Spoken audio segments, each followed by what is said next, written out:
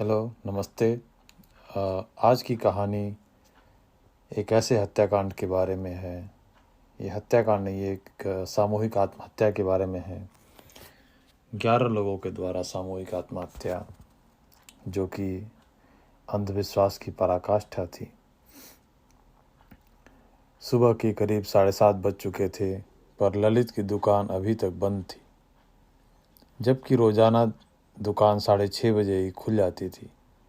दुकान बंद देखकर पड़ोस में रहने वाले गुरुचरण सिंह को आश्चर्य हुआ, क्योंकि उनके घर का मुख्य दरवाज़ा खुला हुआ था, जबकि अमूमन होता उल्टा था।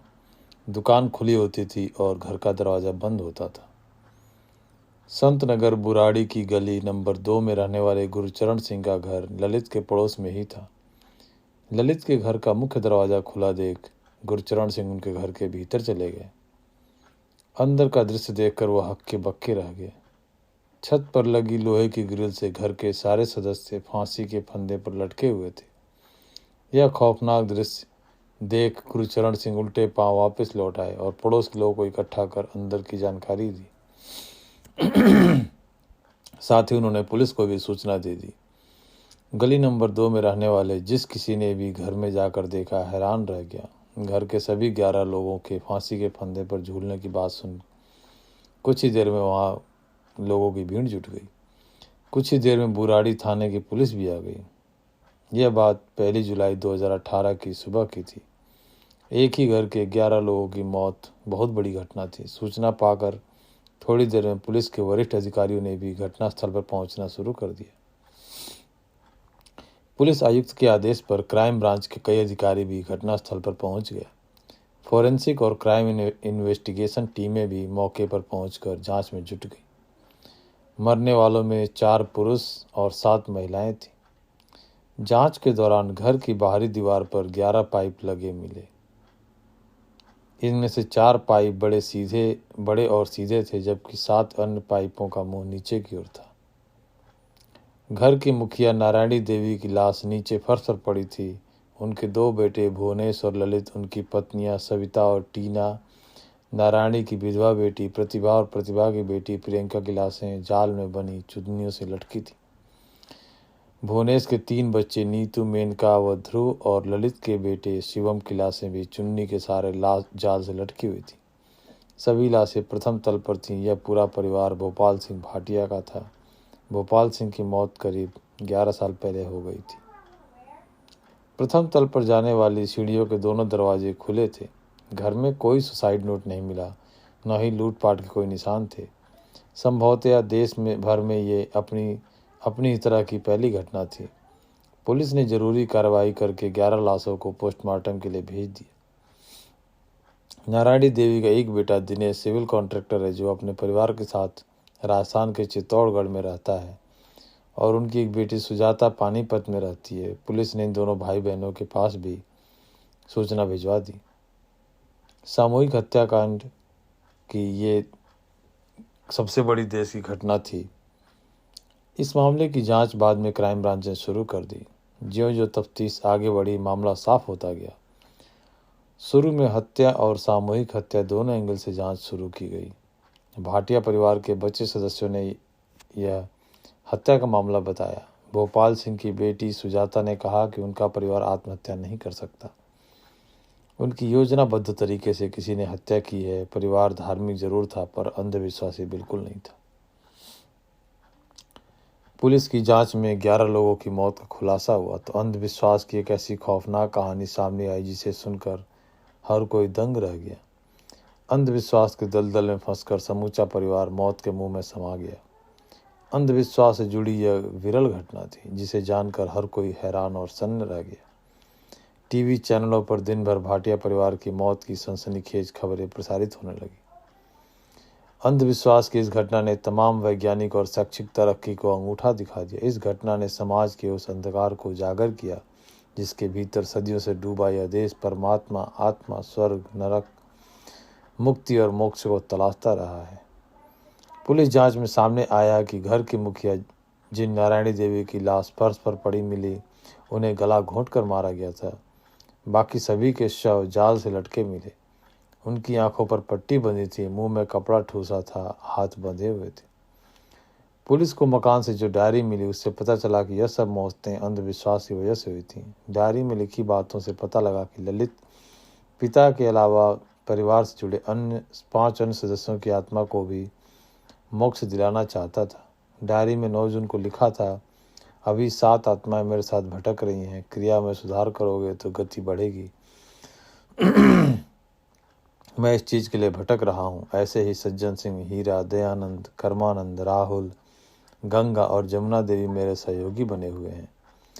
ललित ने जिन लोगों का जिक्र किया उनमें सज्जन सिंह ललित का ससुर यानी उसकी पत्नी टीना का पिता, हीरा प्रतिभा का पति, दयानंद और गंगा देवी ललित की बहन सुजाता के ससुराल पक्ष के लोग थे जो कुछ समय पहले मरे थे। संयुक्त क्राइम ब्रांच आलोक कुमार के मुताबिक तफ्तीश में जितने भी सबूत मिले उससे साफ हो गया कि परिवार के सभी सदस्यों ने अंधविश्वास के चलते सामूहिक आत्महत्या की थी। ऐसा करने के लिए पूरे परिवार को ललित ने मजबूर किया था। शुरू में इन लोगों की हत्या का संदेह जताया गया, पर बाद में सबूतों और पूछताछ के आधार पर एक ऐसे परिवार की कहानी सामने आई जो अंधविश्वास के ऐसे खौफनाक अंधकार में फंसा हुआ था कि किसी में विवेक नाम की जरा भी शक्ति नहीं बची थी। अंधविश्वास के दलदल में फंसे इस परिवार की भयानक हकीकत जानकर हर कोई सन्न रह गया। तलाशी के दौरान पुलिस को छानबीन में घर से कई डायरियां मिली। इन डायरियों में परिवार के सदस्यों की मौतों की पूरी पटकथा लिखी थी। पुलिस ने कड़ियां जोड़ी तो इस परिवार का द्वारा मृत पिता भोपाल सिंह की आत्मा के आदेश पर परमात्मा से मिलकर वापस लौट आने का झूठा भ्रम फैलाया गया था। भाटिया परिवार के मझले बेटे ललित के सिर में कुछ साल पहले चोट लगी थी, जिसकी वजह से वह बोल नहीं पाता था। चोट से उसके दिमाग पर बुरा असर पड़ा था। उसका 3 साल तक इलाज चला। इसके बाद वह थोड़ा थोड़ा बोलने लगा था। इसे वह चमत्कार मानता था। ललित ने दावा करना शुरू कर दिया था कि उस पर उसके पिता भोपाल सिंह की आत्मा आती है और वह परिवार को सुखी रखने और दुख दूर करने के उपाय बताती है। बाद में उसने डायरी लिखनी शुरू की जिसमें धार्मिक आदेशात्मक बातें लिखता था। पुलिस के अनुसार ललित ने अंधविश्वासी क्रियाएं जुलाई 2007 से शुरू की। ललित पूजा पाठ से परिवार की समस्याएं दूर करता था। पड़ोसी बताते हैं कि इस काम में ललित की पत्नी टीना भी मदद करती थी। वह भी पूरी तरह से धार्मिक हो गई थी। भाटिया परिवार हद से परे तक धार्मिक प्रवृत्ति का था और पूजा पाठ में डूबा रहता था। साथ ही वह घोर अंधविश्वासी भी था। पूरा परिवार सुबह, दोपहर और शाम यानी 3 टाइम पूजा पाठ करता था। क्राइम ब्रांच को 5 जून 2013 से 30 जून 2018 तक की तारीखों में लिखी 11 डायरियां मिली। इन डायरियों में अलग अलग तरह की लिखावट थी। ज़्यादातर लिखावट प्रियंका की थी। ललित पर जब पिता का साया आता था और वह जो बोलता था उसे प्रियंका ही नोट करती थी। भाटिया परिवार को भरोसा था कि दिवंगत पिता की आत्मा परिवार की मदद कर रही है। यह विश्वास इसलिए भी बढ़ा क्योंकि घर के बाहर दोनों भाइयों की 2 दुकानें अच्छी चल रही थी। भुवनेश की बेटी मेनका भी स्कूल में टॉपर बच्चों में थी। भुवनेश की किराने की दुकान थी और ललित की प्लाईवुड की।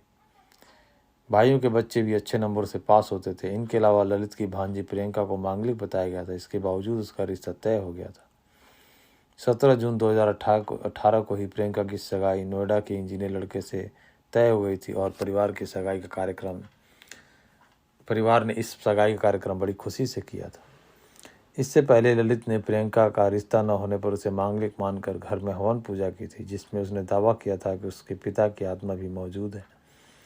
प्रियंका के मांगलिक होने पर ललित ने उज्जैन जाकर भी पूजा पाठ कराया था। ललित तंत्र मंत्र क्रियाएं भी कराता रहता था। जांच के दौरान घर की बाहरी दीवार पर 11 पाइप लगे मिले। यह पाइप भी ललित ने ही लगवाए थे। इनकी वहां जरूरत भी नहीं थी। पुलिस को यह पता नहीं लगा कि ललित ने ये पाइप किस लिए लगवाए थे। पूरा भाटिया परिवार पढ़ा लिखा था। 32 साल की प्रियंका ने MBA किया था। वह दिल्ली में ही पढ़ी लिखी थी। उस समय प्रियंका नोएडा की CPM ग्लोबल कंपनी में नौकरी करती थी। इससे पहले वह एक नामी सॉफ्टवेयर कंपनी में थी। प्रियंका की भी धर्म, ज्योतिष और धर्म गुरुओं के प्रति रुचि थी। वह सोशल मीडिया पर सक्रिय रहती थी। जन्म के 2 साल बाद ही प्रियंका के पिता हीरा की मृत्यु हो गई थी। इसके बाद वह अपने माँ के साथ राजस्थान से आकर संतनगर बुराड़ी में रहने लगी थी। प्रियंका की माँ प्रतिभा घर पर बच्चों को ट्यूशन पढ़ाती थी। प्रियंका का रिश्ता हो जाने पर ललित ने अपने पिता और भगवान का शुक्रिया करने के लिए 24 से 30 जून तक 7 दिन की पूजा साधना का क्रिया का प्रोग्राम तय किया था, जिसमें पूरे परिवार को शामिल होना था। इस बात की तस्दीक डायरी में लिखी बातों से होती है। डायरी में 1 सप्ताह पहले लिखा गया था कि इस पूजा का उद्देश्य भगवान को धन्यवाद देना था, क्योंकि पूरे परिवार का मानना था कि भगवान उन पर आशीर्वाद बनाए हुए हैं। कुछ वर्षों के दौरान ललित अपने परिवार को यह समझाने में सफल हो गया था कि उसके पिता की आत्मा की वजह से उनका परिवार आर्थिक रूप से मजबूत हुआ है। डायरी में परिवार के सदस्यों की मौत का पूरा ब्यौरा लिखा गया था। डायरी में एक जगह लिखा गया था कि सभी सदस्य मोक्ष प्राप्त करने के बाद भगवान से मिलकर वापस धरती पर आएंगे, इसके लिए तैयार रहना।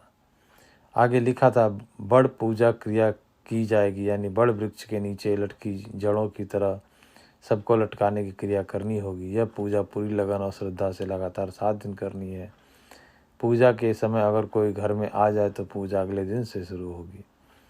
एक जगह लिखा था कि 9 सदस्यों के लिए भगवान का रास्ता जाल, घर में लगा लोहे का जाल से शुरू होता है। बेबी प्रतिभा मंदिर के नीचे स्टूल के निकट स्टूल पर खड़ी होगी और 10 बजे भोजन का ऑर्डर किया जाएगा। माँ रोटी खिलाएगी। क्रिया 1 बजे होगी। गीला कपड़ा मुंह में रखना होगा। टेप से हाथों को बांधना होगा। कानों को रुई से बंद करना होगा। आगे लिखा था, पट्टियाँ अच्छे से बांधनी है। उस समय शून्य के अलावा कुछ भी नहीं दिखना चाहिए। यह भी लिखा था कि 1 कप पानी का रखा जाएगा और जब पानी का रंग बदल जाएगा तब समझना कि पिता की आत्मा प्रकट हो चुकी है और वही आत्मा सबको बचा लेगी। ललित ने एक जगह लिखा था कि झूठ की ज़िंदगी से दूर रहना होगा। ऐसा करने से तुम्हारा जीवन आगे नहीं बढ़ेगा। मैं चाहता हूँ कि आप ऐसा काम करो जिससे आपको कम मेहनत करनी पड़े और खुशहाल ज़िंदगी जी सको। 28 जून को डायरी में लिखी गई बातों को पढ़ने साफ हो जाता है कि परिवार का मरने का कोई इरादा नहीं था, क्योंकि इसमें अगले महीने तक की प्लानिंग लिखी थी। डायरी में लिखा था कि भूपी बैंक से पैसा निकालेगा और इस पैसे को दुकान में लगाया जाएगा। घर में इस पैसे का इस्तेमाल कदापि नहीं होगा। पुलिस ने दरवाजे से बाहर लगे CCTV कैमरे की फुटेज देखी तो 30 जून की सुबह प्रतिभा और प्रियंका मॉर्निंग वॉक पर जाती दिखी। भुवनेश सुबह 5:40 मंदिर गया और 5:51 पे घर वापस आ गया था। 10 बजे ललित अपनी दुकान पर गया था। दोपहर में उसने मोबाइल से की एक दुकान से अपना फ़ोन रिचार्ज कराया। रात 10 बजे CCTV में घर की 2 महिलाएं स्टूल लेकर आती दिखीं। कुछ देर बाद बच्चे नीचे की दुकान से तार ले जाते दिखे। 10:40 बजे डिलीवरी बॉय खाना देकर गया। खाने में केवल 20 रोटियां थी। मुंह पर चिपकाने के लिए टेप और अलग अलग रंग की चुन्नियां खरीदी गई थी। इससे स्पष्ट था कि यह सब ललित के दिमागी पागलपन की निर्धारित योजना के तहत था। वास्तव में ललित मनोरोगी था। परिवार के किसी सदस्य को इस बात का पता नहीं चला। परिवार यही सोचता था कि जब ललित पर पिता की आत्मा सवार हो जाती है तो उस समय ललित के मुंह से पिता भोपाल की भाषा शैली में ही आवाज़ निकलती है। उस समय ललित जो कुछ बोलता था पूरा परिवार ध्यान से सुनकर उस पर अमल करता था। डायरी में लिखे गए आदेशों के अनुसार 30 जून 2018 की रात पूरे परिवार ने 11 बजे के बाद मोक्ष की क्रिया शुरू की। रात को 10 बजे के करीब बाहर से रोटी मंगाई गई। परिवार के पास एक कुत्ता था जिसे छत के ऊपर जाल से बांध दिया गया था और फिर परिवार के सभी 11 सदस्य फंदे बनाकर लटक गए। घर का दरवाज़ा इसलिए खुला रखा गया ताकि पिता की आत्मा दरवाजे से प्रवेश कर सके। ललित ने घर वालों को बताया कि मोक्ष के लिए उन्हें 7 दिन तक मोक्ष क्रिया करनी होगी और जब यह क्रिया पूरी कर लेंगे तब पिता की आत्मा ही उन्हें बचाएगी। ईश्वर और पिता से मिलने के बाद वे वापस लौट आएंगे। भाटिया परिवार के सदस्य मरना नहीं चाहते थे और उन्हें जरा भी मालूम नहीं था कि ईश्वर से मिलने के लिए जो क्रिया वे लोग कर रहे हैं उससे वो सचमुच मौत को गले लगाने जा रहे हैं। उन्हें पूरा भरोसा था कि उन्हें पिताजी बचा लेंगे। डायरी में फंदे पर कैसे लटकना है इसका तरीका भी लिखा था। 7 दिन लगातार पूजा करनी है, थोड़ी श्रद्धा और लगन से। बेबी खड़ी नहीं हो सकती तो वह अलग से कमरे में लेट सकती हैं। पट्टियाँ अच्छे से बांधनी हैं। हाथ प्रार्थना की मुद्रा में होना चाहिए। गले में सूती चुन्नी या साड़ी का ही प्रयोग करना है। आगे लिखा था, सबकी सोच एक जैसी हो। पहले से ज़्यादा दृढ़ स्नान की ज़रूरत नहीं है। मुँह हाथ धोकर ही काम चल सकता है। इससे तुम्हारे आगे काम होने शुरू होंगे। ढीलापन और अविश्वास नुकसानदायक होते हैं। श्रद्धा में तालमेल और आपसी सहयोग जरूरी है। मंगल, शनि, वीर और इतवार को फिर आऊँगा। मध्यम रोशनी का प्रयोग करना है। हाथों की पट्टी बचेगी, उसे डबल करके आँखों पर बांधना है। मुंह की पट्टी को भी रुमाल बांध कर डबल कर लेनी है। जितनी दृढ़ता और श्रद्धा दिखाओगे उतना ही उचित फल मिलेगा। जिस दिन यह प्रयोग करो उस दिन फ़ोन कम से कम प्रयोग करना। एक पेज पर लिखा था, धरती कांपे आसमान हिले लेकिन तुम घबराना मत, मैं आऊँगा और सबको बचा लूँगा। मनोचिकित्सकों का मानना है कि असल में ललित मनोरोगी था। उसका रोग धार्मिक मान्यता और अंधविश्वास से जुड़ा हुआ था। ऐसे में पीड़ित व्यक्ति को किसी अदृश्य शक्ति के वश का में होने का एहसास होता है और अपने अस्तित्व को कुछ देर के लिए भूल जाता है। मनोचिकित्सक इसे शेयर्ड साइकोथिक डिसऑर्डर कहते हैं। पूरा परिवार इस बीमारी का शिकार था। ललित जो भी बात बताता था पूरा परिवार उसे उसका आदेश मानता था। आज पूरे देश में जिस तरह के धार्मिक अंधविश्वास का माहौल बना हुआ है उसे देखते हुए संत नगर की यह घटना कोई ताज्जुब वाली बात नहीं है, क्योंकि सारा देश ही अंधविश्वास के जंजाल में बुरी तरह उलझा नजर आता है। मौजूदा समय में लोगों में समस्याओं के समाधान के लिए पूजा पाठ, हवन यज्ञ, तंत्र मंत्र, टोने टोटके का चलन चरम पर है। कदम कदम पर परेशानियां दूर करने वाले पंडित, पुजारी, ज्योतिष, तांत्रिक, साधु या गुरु अंधविश्वास का डेरा जमाए हुए। हर नुक्कड़ पर समस्याओं का समाधान करने का दावा करने वाले और तथाकथित मार्गदर्शक बैठे हैं जो बदले में दान दक्षिणा और चढ़ावा मांगते हैं। धर्म गुरु, पंडित, पुजारी अंधविश्वास के अंधेरे को बढ़ावा दे रहे हैं और मीडिया ऐसे पाखंडियों का प्रचार करने में लगा हुआ है। भाग्यवाद, लोक परलोक, स्वर्ग नरक, पुनर्जन्म, मोक्ष, पुनर्जन्म के कर्मों का फल, 33 करोड़ देवी देवता, 84 लाख योनियां, मोह माया त्याग कर ईश्वर की शरण में चले जाने जैसी मूर्खता की बातें इंसान को बरगलाने, मानसिक रूप से कमज़ोर करने के लिए काफ़ी है। अंधविश्वास का जाल अब गांव के दायरे से निकलकर शहरों, महानगरों में शिक्षित युवाओं और विदेशों तक पहुंच चुका है। आज लोग विज्ञान से ज़्यादा टोने टोटके, अंधविश्वास और तंत्र मंत्र में अपनी परेशानियों का समाधान तलाश रहे हैं। अंधविश्वास का यह कारोबार खूब फल फूल रहा है। 11 लोगों की मौत की घटना किसी दूर दराज के इलाके में नहीं बल्कि देश की राजधानी दिल्ली में घटित हुई, जो शिक्षा, विज्ञान, सामाजिक सभ्यता और तथाकथित आध्यात्मिकता और प्रगति संबंधी नीति निर्माण का केंद्र बिंदु है। यहाँ सामाजिक, आर्थिक और वैज्ञानिक विकास के बड़े बड़े दावा किए जाते हैं। ज्यों ज्यों शिक्षा का विस्तार और वैज्ञानिक उपलब्धियों का प्रसार हो रहा है, लोग उतने ही अंधविश्वास की गर्त में धंसते जा रहे हैं। अंधविश्वास तार्किक, उदार और स्वतंत्र विचारों पर हावी है। वैज्ञानिक और तांत्रिक विचारों की बात करने वालों पर हमले किए जाते हैं और ऐसे में संत नगर की घटना समूचे समाज के माथे पर कलंक है। यह घटना अंधविश्वास की इंतहा है। तो इसी के साथ आज की कहानी खत्म होती है। शुभ रात्रि।